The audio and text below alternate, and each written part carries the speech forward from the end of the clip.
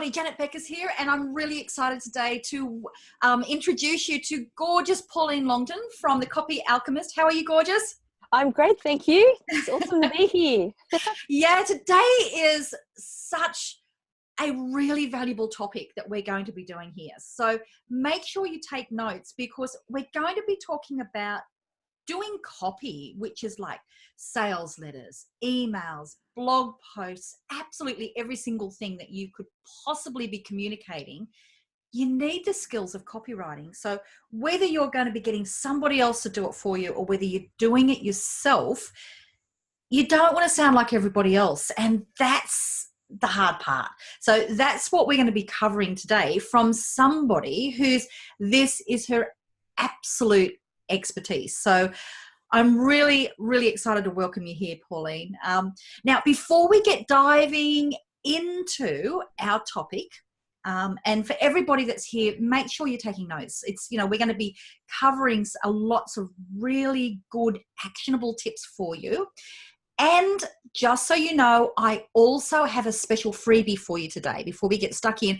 Just so you know, if you're listening to this on iTunes, come over to the podcast page because there I've got a freebie for you where I've actually got a worksheet where we're going to be going over, so you can take some action today on the things that we've covered. So as well as some gifts from Pauline, I've also got that one there for you that goes with this podcast. So make sure you go over.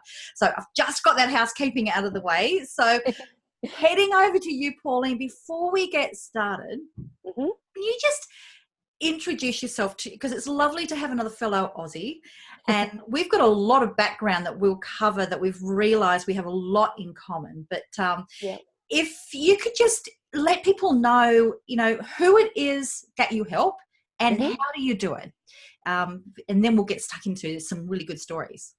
Okay, so I'm a copywriter, and so that means that I write words for whatever people need: websites, emails, sales letters. I love sales letters. They just really float my boat. Right. The kind of people that I help are business people who are struggling to write copy for themselves, or perhaps have been burnt by copywriters in the past. And there are so many people, and you know what, Janet, that is why I became a copywriter. I was a business owner. I got someone to write some copy for me. It cost me a small fortune. Actually, it was a big fortune at the time. The copy sucked. I asked for it to be rewritten. They said, if you think you can do better, do better. And I said, well, honestly, I can't do any worse. So then I jumped down the copywriting rabbit hole and I have never looked back. And the irony was that I did do better. And then people started to hire me to become a copywriter, to write copy for them. So I became a copywriter and yeah, I love it.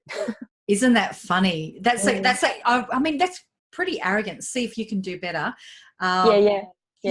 But I'm a Taurian and I'm a bit stubborn. So like it's right. red flag to a bull. It's like, you watched me. There's a challenge. Yeah, and they've been watching me ever since.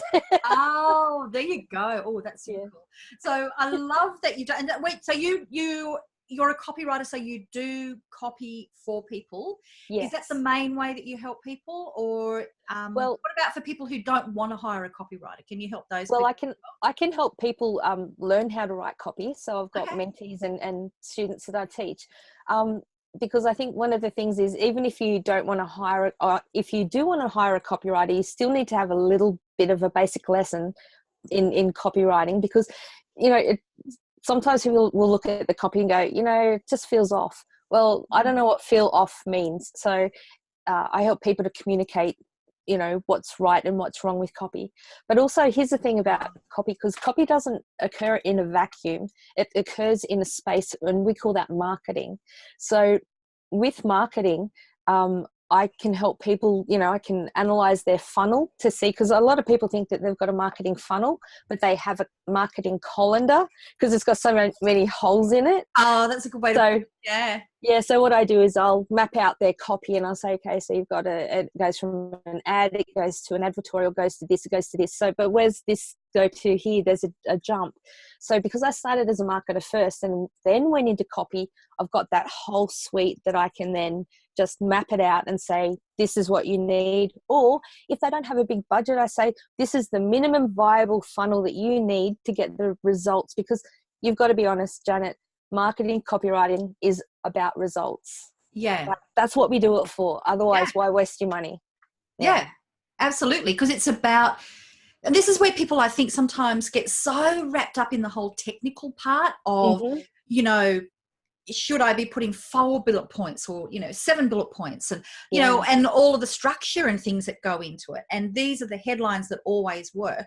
They get so wrapped up in all that technical stuff that they forget that this is about communication. It's really just a way of helping people understand is, have they got the problem and is it important enough to them to actually spend money to solve it? And have you got the solution? Like, it's just communication. Exactly. Yeah. So what we thought we would do is, you know, for everybody that's listening here, is to make, we thought we'd cover 2 things here for you.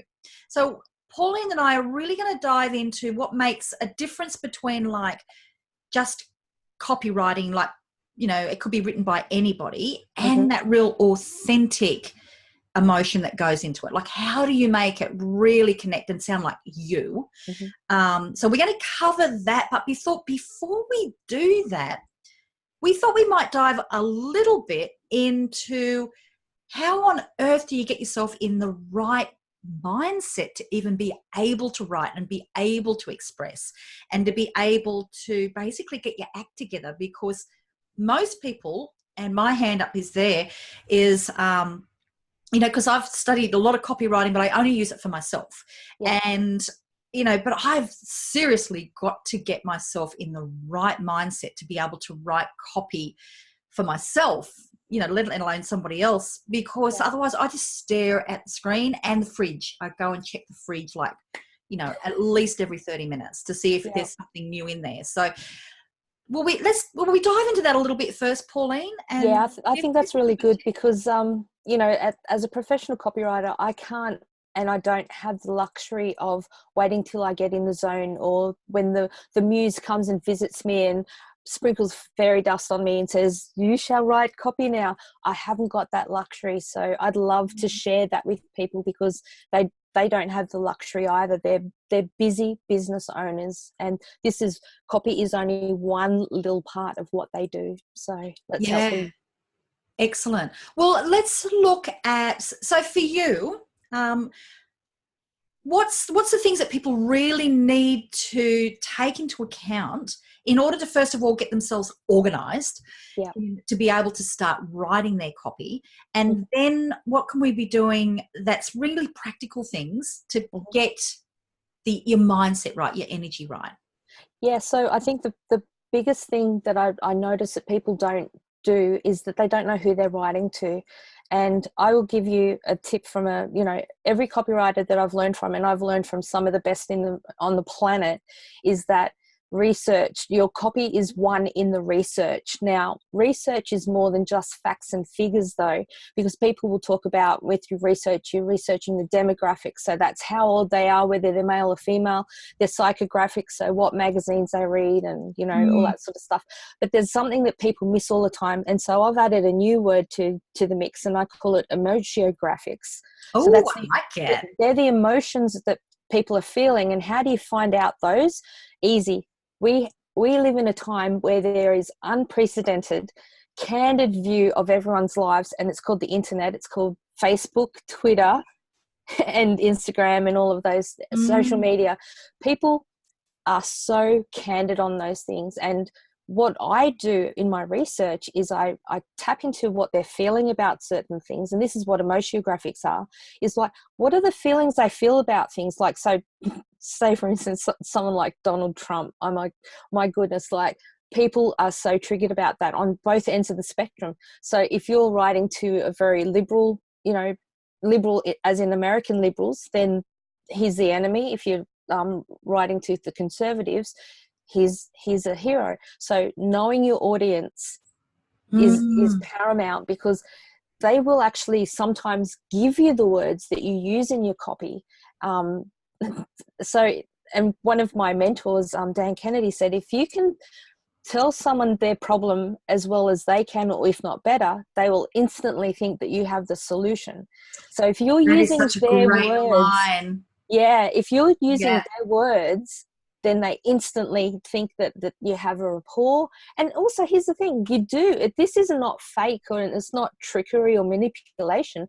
What you're doing is you're actually getting to know the person. You think about in real life, you can't have a conversation with people if you don't know what interests them. You just stand there and go, yes, the weather's lovely today. But when you know people, you can have a really good conversation, and that's all copy is a conversation. I liked how that you talked about it's not manipulation, because a lot of times people have a huge mindset barrier to the idea of copywriting, and especially about talking about emotions. And I love your term of the, what was it, emotiographics? Emotiographics, yeah. Oh, I love that one. That they'll really go against it, going, but that's manipulative. But any conversation that you're having with people is, you could call it manipulation, you could call it genuinely caring and getting to know what people think. Exactly. Yeah, exactly. It's if you're using it for good or evil is the difference. And hey, if you're listening to this podcast, I know you're using it for good. So that's a really important one. So I love that you talked about that research, because when I started Wonderful Web Women, which was the precursor to Romance Your Tribe, and I ran that for 10 years, my previous business, an art gallery, had failed, lost absolutely every cent I had, was seriously scarred. And I realized that I hadn't done the research. I didn't understand people's emotions. And so when I did that research for Wonderful Web Women, I was going to make sure I knew everything, but there was no Facebook or anything like that. So I actually went to marketing events in the women's toilets at lunchtime, and went along the queue as everybody's lining up to go to the loos with an MP3 recorder, asking them what they felt about everything, what were their frustrations. Now you don't have to stalk in the women's loos. You can just go to Facebook and see what people are about. There. Yeah, so absolutely, I love that. So that's the number one thing, like really, and getting yourself ready before you even start writing, getting organized. Excellent. Over to you, baby. So getting to know who you're writing to will then help you to get into that zone.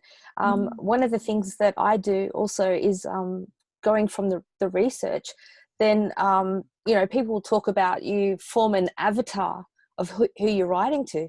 The problem with an avatar is that they're a two-dimensional person. Even if you write those great big stories that like Susan Smith is a 65-year-old woman, she's got 10 children, 65 grandchildren, blah blah blah, she goes to yoga on a Monday morning and all that sort of stuff.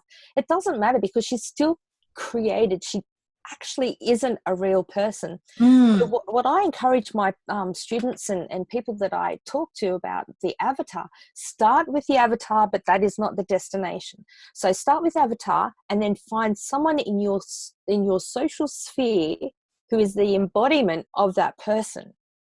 So what makes the difference between flat copy and copy that doesn't connect is people writing to an avatar or a concocted person.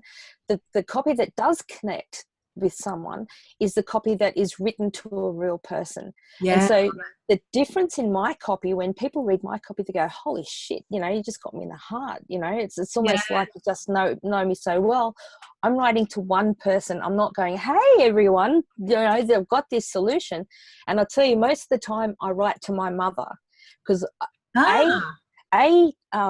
the person has to be someone that you have an affection for. Because here's the thing, if you're writing to someone that you don't like, then your copy is going to come across as hostile and taking advantage and being manipulative.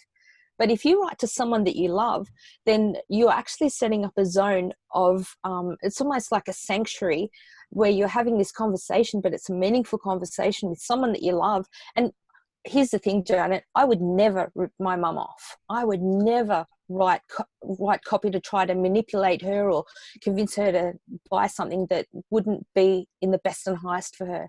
And as a copywriter, I don't write for those kind of clients or products anyway. But when I write my copy to my mother, who I love and adore, but she's as skeptical as anyone, that's why, because she's so quick to say bullshit. And so that's why I write to her. So find someone in your social sphere, someone that you have a great affection for, even someone that you love, and then just write to that one person. So this is interesting. So I'm just thinking about, like my mother is definitely not, anything like my customer. Yeah.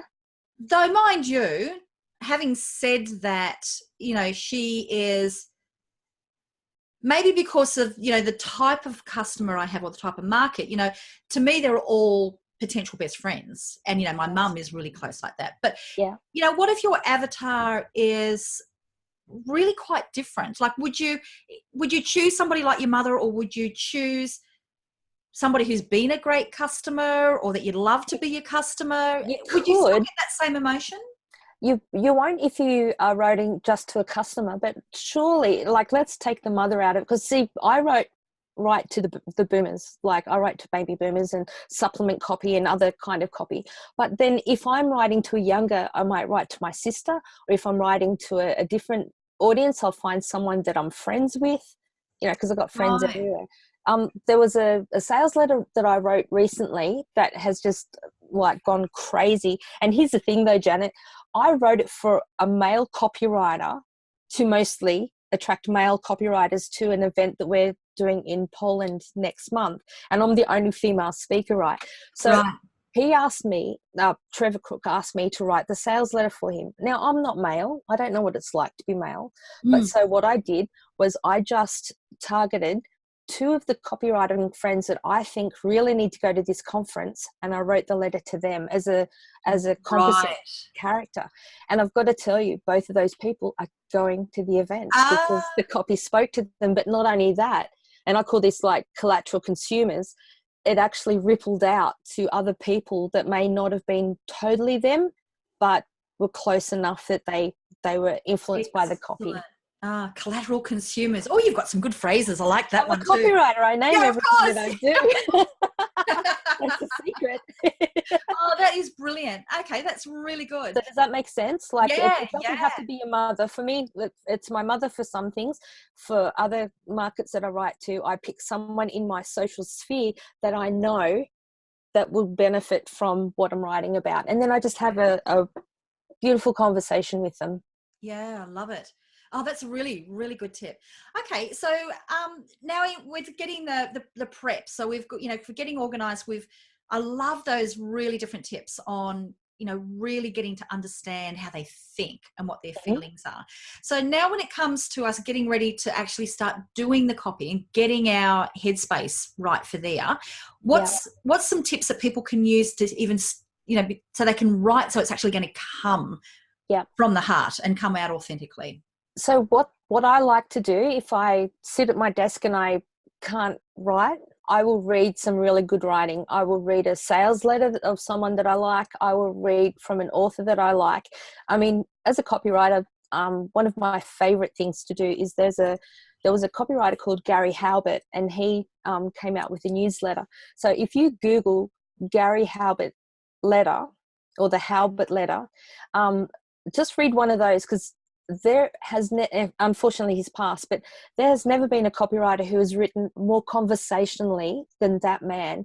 And so what I did was I would read 1 or 2 of his newsletters each day before I started to write. And then I'd write my copy, and then because I send out each week I send out my knowledge nuggets to my audience, and they'd say, Pauline, who are you studying at the moment? Because your copy is really conversational. I go, I'm reading Gary Halbert. They said, of course you are, because you can tell it infuses into your copy. So the way to be a good writer is to read great writing. So I would suggest him if you want to know how to write conversationally. And that's what copy should be. It should just be a conversation that you're having with someone else. Yeah. That is a really good tip. And, doesn't that go for practically anything creative? I know, because we were both talking beforehand, is that we're both artists in different ways. Yeah. Me with paint, and you with jewelry.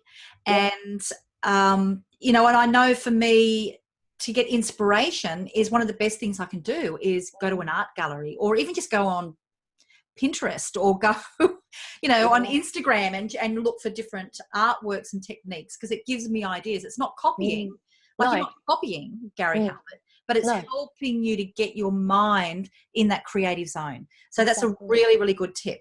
Thank you. That's a brilliant one. another thing that my mentors have been very, very big on, and there are two schools of thought, as with everything in life, and that is to write out good copy by hand. So if you see a Facebook post, or if you see an ad or a sales letter, and by the way, some sales letters are like 70 pages long, so it's a long haul thing. I write them out by hand just to get in the zone. For me, it's kind of like a meditation. And because when you read something out, you think that you read every word, but you don't. You skim. No. That's how we read. But when you actually write it out by hand, you become more cognizant of the actual words that are written in the copy. And as you said, it's not copying per se, although we call it copywriting. We don't copywriting, but you are being influenced by, because copy has got like a tempo and a flow, and that's something that you don't actually realize until you write it out by hand and you kind of unpack what the writer was doing. Yeah, that's brilliant. Okay, that's good. So you're collecting. So I guess it's collecting great writers to get yourself so you've got that inspiration to start with. Yeah. And before we actually start sitting down to write now, and making sure that we're using techniques that are going to be for authentic writing, is there anything else that people should do to make sure that when they sit down that they're not going to be just staring at that screen? I think if you've done all the research, because like there's a lot of conjecture about the whole idea of writer's block. And when I think of when I was a nurse, I never ever had like nurse's block. I never like went to the pan room, picked up a pan and go, oh, wait a minute, what was I going to do with this again? You don't. And doctors don't have doctor's block. They don't open up a patient and go, what was I operating on again? It all looks so confusing.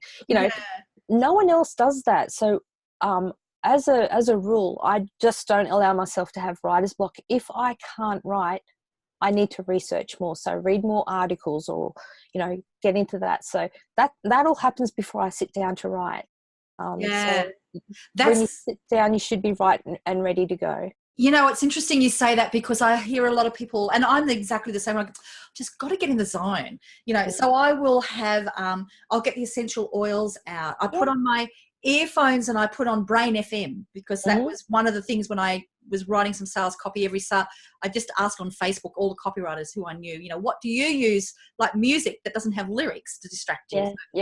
Brain FM, the app, and and then I'll have all these nice smells and everything will be attractive around me. And then I think, is this you, Janet, procrastinating? But part of it has been because it's like, to me, that's the rituals for anti-writer's block. And I just love that you've gone, you know what, there's no such thing. Like, I'm not even going to give myself permission to even accept.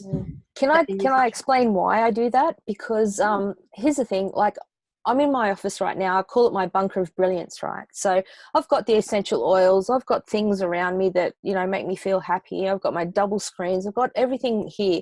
But here's the thing. If I anchor myself to writing only happens when I've got essential oils, the right music, this, that, and all the rest, what happens when I'm outside of my office? Because although I call this the bunker of brilliance, I've got the bunker of brilliance travels with me. So if I'm writing in a hotel room, I've even written copy in a hotel laundry, while I waited for my laundry to be done. Fantastic. In America, because I didn't want someone to steal my knickers and sell them on eBay because they might get 50 cents, kind of thing. But just joking. But because it's Pauline's. Yeah, that's right. But see, and I've always been a believer in this, even because I used to be a woo-woo teacher, like New Age healing stuff, and I always told my students to never empower anything outside of yourself to affect the performance that you have within you. So don't put your power into crystals. Don't put your power into, anything external like essential oils, or even the kind of computer that you use, or the time of the day that you write. I mean, if you need to write, you need to write. You don't want to go through this disempowering thing of going, oh, I can only write, and even at the moment, like Mercury is in retrograde, people will say that. And by the way, I do believe that it does stuff things up, but I still have to write through it. I can't just go, no, Mercury's in retrograde, no writing for like a couple of months or however long. Yeah, that'll go really well for your clients. Yeah, you still have to perform. So that's why I say empower yourself, not the Mm. things around you. That is brilliant. That is such a good tip. Now, so we've got ourselves ready now. So let's have a look if there are some big chunk things that when you're writing your copy so that it is going to be authentic. Mm-hmm. Yep. So over to you, baby, because again, you know, I'm just here as your your guide to go you through. So I think you know, going back to like the one person, what you're thinking about is like, how would you communicate with that person? So if you wouldn't say it to the person in a conversation, like face to face, then don't write it. Like, you know, you see these headlines and people go, cancer? Question mark. If you've got cancer, blah, blah, blah. It's like, would you say that to someone with cancer? Would you even say that to a friend that's got cancer? It's like, you know, think about how you would actually start a conversation with people. And I mean, we've all got like, you know, these great big, you can get copywriting templates and that on the internet, and they're kind of good, like to help you kickstart some stuff. But I don't believe in templates. Again, it gets back to that whole thing. If someone, you know, wiped my drive and I depended on templates, then can I write copy? Well, if you're reliant on them, you can't write copy. So I don't use templates. And plus, my clients deserve fresh copy, not regurgitated, reconstituted crap from other people, you know. Right. So just with the authentic copy, just have an authentic conversation. So what I would do, and what a lot of my mentors have done, is they sit there and, you know, how you pick the one person, you say, dear Jenny, I came across a thing that I really want, and just write it out like a dirty first draft. Just write out a letter saying to them what this is, why they need it, any objections. And I know you're probably sitting there thinking that, yeah, you've tried all these things before. Why would this work when everything else hasn't worked? Well, because this is backed up by science, or this is blah, blah, blah, you know, that kind of stuff. Or the other things aren't what they say that they are. The ingredients, they say they've got this ingredient, but they don't have enough of that ingredient in it to make a difference, kind of thing. So that's what you're having the conversation, working out the objections that people come up with. One of the things that I came across when I was learning copy, people, copywriters are so cheesy sometimes, they'll all say, but it's not your fault. I know. I don't use that, because here's the thing, it actually implies that somewhere someone has thought that it is their fault. And up until then, and here's the thing, when you're writing authentic copy, think about the conversation that they're having in their head. If they are like reading your letter or your copy and they haven't thought that it's their fault, but you've just said, hey, it's okay, it's not your fault, they go, shit, I didn't even think it was my fault. Is it my fault? So you've actually planted the seed of doubt in their mind. So now they're thinking about, am I at fault here? And they're not reading the rest of your copy. And that's something that you want to do with your copy, is you never want to let them get off the page and go into a thought or a thought stream of, you know, I like to give them the picture that I want them to picture, not them go off in and create a different thing. And their mind's gone elsewhere. That's so it. One thing I just want to backtrack just to clarify for you, because you've talked about templates. Mm-hmm. And there's, when it comes to templates, I always think of it, there's like extremes, I suppose. So there's templates, which that's how I started out. Like there was some software that same. that it was like, okay, you know, you plug in, you know, it'll ask you what's the need, you know, what's the topic, or what's, you know, there were just really quite minor things that you had in, and then bing, here's a sales letter. So that's the extreme. Yeah. Then you've got the other ones where it's, okay, here's the structure to follow, and here are the bulk of the words already written. You've just got to personalize it somehow. Yeah. Then you'll have the next ones where it's got, well, okay, like it's really paring it down to, okay, well, here's a structure you need to follow because it needs to, you know, there's no use telling what the solution is if you haven't even addressed what the problem is. Or, you know, you've got to say objections, but why would you have objections if you haven't said this? So you've got the order that things happen. or you've got the next level, which is stream of consciousness, I suppose. Yeah. So when you're talking about not using templates at all, is that talking about those first few ones where it's got a lot of the words and it's filling it in? Or do you also say, well, you don't necessarily need to have a structure to just No, you still need a structure. And so I'm saying that I don't use templates, but I do use formulas. So, that's a good distinction. Yeah, because formulas are applicable everywhere. And I mean, in life, there are so many, everything's got a formula, there are formulas to success. So the formula actually gives you the structure. So, like for writing copy, people will talk about problem, agitate, solve. That's a structure, and then you've got the formula around that. So you start out with a problem, then you agitate the problem, and then you solve the problem. So one of my mentors, Ted Nicholas, he put it in this kind of way, is that you give people a headache, you tell them that they've got a headache, and then you sell them the aspirin. Right.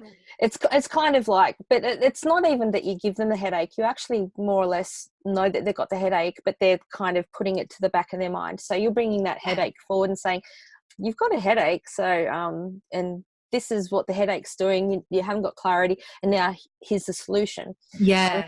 Excellent. The other one that you've got is like AIDA. So that's like attention, interest, desire, and then AIDA, whatever, action at the end. Yeah. But I mean, you can look on the internet, Google copywriting formulas, and there's like 1,200, 11 billion on there. So and that's where people can choose. I guess they all work. Like for me, I've got one that I use for absolutely everything. Yeah. I just say to my clients, like, we've got it for every single thing, because I go, there's so many formulas, they all work. This is Janet's 7-step formula for absolutely everything, from doing a 3-minute video to running a 3-day workshop to doing a sales letter. Only because it's not that other ones don't work, but I can't remember that many. So, but you know what you're doing there though, and that's fantastic that you do it. You've got something that works for you, but B, that gives you consistency and your voice. Right. It's when people chop and change and try this one and this one and this one, and it's like, it's like a dog's breakfast. I call that Franken copy. But that's great. And that's why what I do with clients is I like to write the whole sales funnel from soup to nuts, as the Americans would say, from the ad all the way through to the order form and that, because then it has the same marketing flow and the same voice and the same everything all the way through. Right. Whereas some people, like when they'll hire a copywriter or get someone to write, they go, I just need you to write these 3 pieces. You're too expensive, so I'm going to get a cheaper copywriter off Fiverr. And then so they splotch all these bits of copy together, and then they go, the copywriters suck because nothing worked. It's like, no, all the copy couldn't work together because there was no flow. Different voice. Yeah. That's and you don't have a consistent voice. Whereas Janet Beckers, I know, has a very consistent marketing voice. And that's important when you're talking about your brand. Yeah. That's great. So I love that idea of, just start it kind of for conversation, start writing. And that was, I love that. If we go back, that big tip is don't write things that you wouldn't say to people in person. Yeah. I mean, that's just really, if you keep that in your mind all the time, that is such a good tip, Pauline. So now let's move on. So we've got some extra steps that, for people to do authentically. So number 1, just don't go writing all that other stuff, because it's been proven to work in the past. What would you actually say? I love it. Yeah. So the next one I would encourage people is not to worry about trying to impress your English teacher. So grammar does matter, but as a copywriter, we favor conversation over grammar. And the reason is that we know conversational copy works. So, your teacher would say, never start a sentence with because and but and all these words. And in fact, there are other copywriters out there that say, thou shalt not use the word that. Well, I agree, don't use the word that all the time. But if you can write the word that in your copy and not remove it, then it's meant to be there. Right. So we talk about writing as you speak, but there is a limit to how many times you use the word that, and it needs to come across as educated but not stifled. And that's something like, because you can get apps, and this is another good tip. You can get apps to check your writing, and I use Grammarly. Oh yes, And, I've used that one as well. and Hemingway. And Right. Hemingway has only got one M, by the way. So people okay. sometimes spell it wrong. So those apps are really good, but they can actually, what I call, neuter your copy. So Yeah. you've got this really powerful, punchy copy, and then all of a sudden it's like unnecessary ellipses, you know, the dot, dot, dot. And by the way, that's a tip for young players. The ellipses are only ever 3 dots, not 4, not 2, not 100. Like, Good you see tip. them all the time. Yeah. I'm terrible at doing that one. Yeah, that's a giveaway when people, you know that someone's not, you know, really good at copy when they do more than 3 dots. The other thing is, be conservative with your exclamation marks, because that can actually make your copy come across very hypey. Yeah. And so with things like ellipses, with things like your exclamation marks and other things, like even bolding certain things or italicizing your bits of your copy, they are to accentuate and to make things stand out. But if you use them everywhere, then nothing stands out. Yeah. So use them sparingly. I love it. They're really good tips, because I'll see that all the time. People will try to make themselves sound smarter.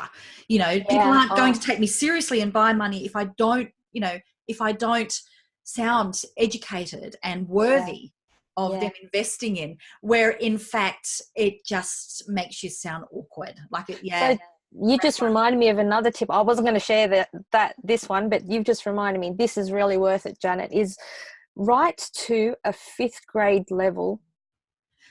Right. Only. So how do you find out what level you're writing at? Well, I think Hemingway tells you, but also in Microsoft Word, and I use Microsoft Word all the time. I'm not a fan of Google Docs because I don't trust the cloud and other things. Anyway, I like to have my stuff where I can find it. So I use Microsoft Word, and in Microsoft Word, when you do your spell check, it will also ask if you want to do a grammar check. And at the end, it'll come up with a table, and it's got like readability statistics. And it'll have like a Flesch Kincaid readability score, which is out of 100. So the closer to 100 you can get, the better. And it'll also have the grade level score. Excellent. And if you can get that, you know, around a 5th or a 6th grade level, that's great. And also passive sentences, try to get them, you know, as close to 0 as you can, because passive sentences come across as weak.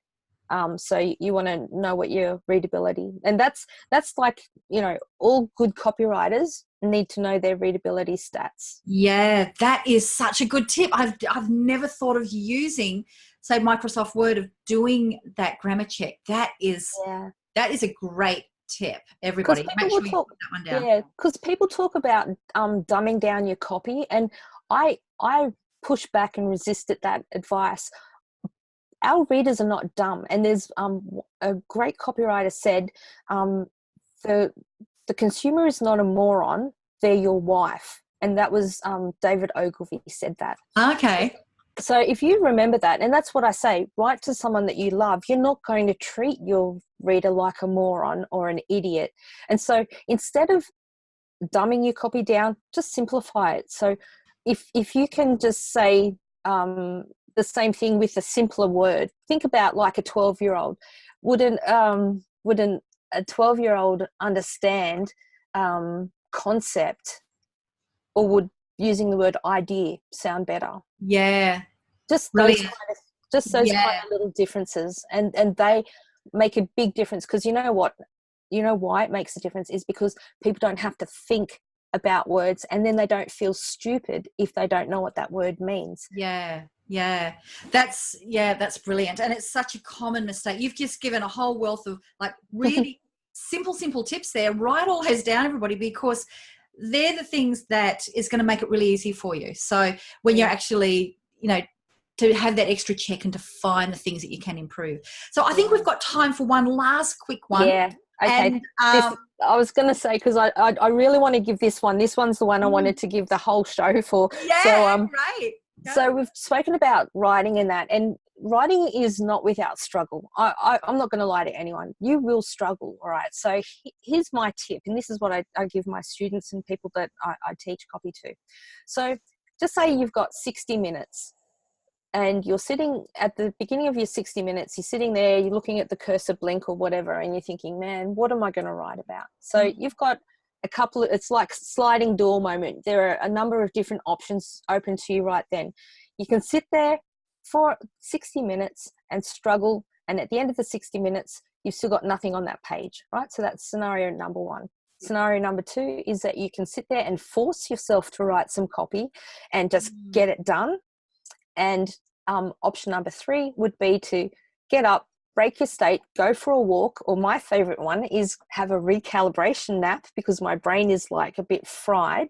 So I'll go and have a nap for 20 minutes. But before I have a nap, I will put in my mind, okay, I need a headline and I need a lead, or I need a big idea, or I need something. But I put my subconscious mind on task.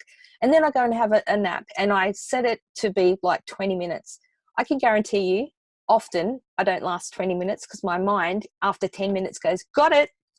So then what I do is I wake up, and then I go up and I sit at my computer and I'm writing like a demon. I'm just like, I can barely type fast enough to keep up with my mind.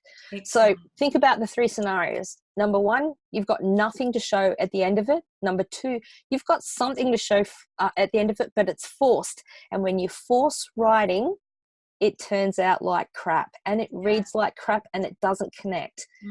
Option number three, you are refreshed. But here's the thing, in all three scenarios, the same 60 minutes has passed. Yeah, that's brilliant. And normally the whole idea of this luxury of an afternoon nap, which by the way, like I am such a fan of, like if I've got to have my afternoon nap, is it's just like a recalibration. Most people won't do it. Yeah. And they just think, oh, look, that's ridiculously indulgent. I'm not being productive. But that tiredness is such false productivity. So there you go. Pauline has given you permission, everybody, go and have a nap. to have your afternoon nap. Or that is brilliant. Like we were talking beforehand, the thing that I do is if I don't have my nap, I have always a painting going, and I paint circles. That's my equivalent of the 20-minute nap. It's just that's one thing that's going to let your brain completely go blank.